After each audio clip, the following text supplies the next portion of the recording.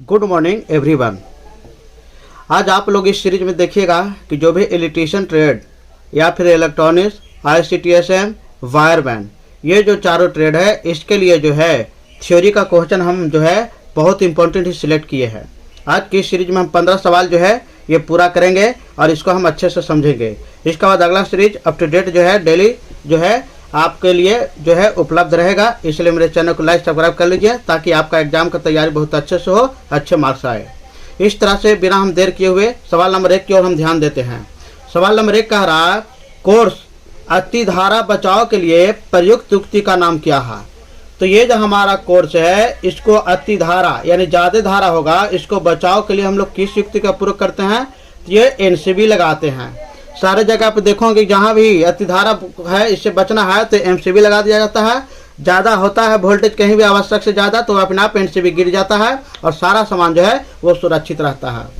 सवाल नंबर आगे की ओर हम ध्यान दे रहे हैं, किस प्रकार के अग्निशामक का प्रयोग विद्युत उपकरण, ये ध्यान में रखना है, विद्युत उपकरण जो विद्युत से बने हुए उपकरण हैं, जो भी मशीन विद्युत से चलते हैं या उसके द्वारा संचालित होते हैं और उससे आग लगने वाले प्रतिष्ठानों का मतलब संस्थान होता है या कारखाना होता है में करते हैं, तो ये हेलोन प्रकार का जो है अग्निशामक का प्रयोग किया जाता है। कहीं भी विद्युत उपकरण में अगर आग लग गया, संस्थान में आग लग गया, तो आग को बुझाने के लिए किस अग्निशामक का प्रयोग करेंगे, तो हेलोन प्रकार का अग्निशामक है। ये गैस का नाम है, इसी के गैस से ये जो है अग्निशामक तैयार किया जाता है और इससे जो है सारा जो है आग बुझ जाता है। सवाल नंबर आगे की ओर हम ध्यान दे रहे हैं, कह रहा क्या गर्म तार को स्विच से जोड़ना चाहिए। तो ये सवाल सही है, आपको सही ऑप्शन चुनना है। हमेशा जो है गर्म तार से स्विच को जोड़ना चाहिए तभी सही से वोल्टेज आएगा। सवाल नंबर आगे की ओर हम देख रहे हैं, घरों में कौन से प्रकार का फ्यूज लगता है, घर में किस तरह के फ्यूज का इस्तेमाल करते हैं। तो ये जो हमारा होगा रिवायरेबल फ्यूज हो गया।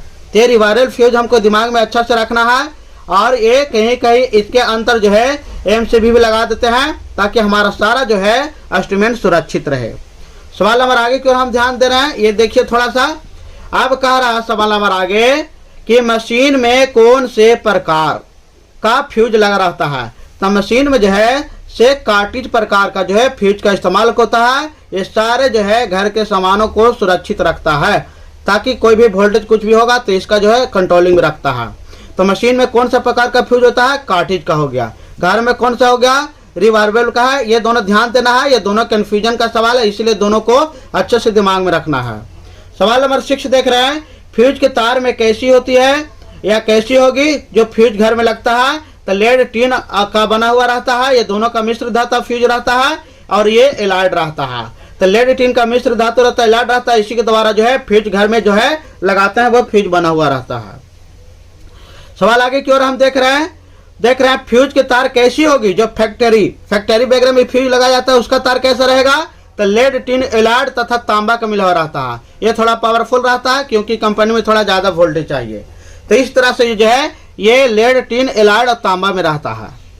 देख रहे हैं सवाल नंबर 8 की हम चर्चा कर रहे हैं, कौन से वर्ग का इंसुलेशन पदार्थ अधिक तापमान सह सकता है। तो वर्ग C में जितना भी मटेरियल आएंगे, जितना भी पदार्थ आएंगे वर्ग C वाला, वो हमारा जो है इंसुलेशन पदार्थ का तापमान ज्यादा सहेगा। ये वर्ग C है, वर्ग शनि सब पढ़ेंगे तो उसमें मेटल रखा गया है, ये तत्वों को रखा गया है। तो वर्ग C में जो तत्व रखे गए हैं उसका इंसुलेशन पदार्थ अधिक रहेगा जो तापमान सहेगा।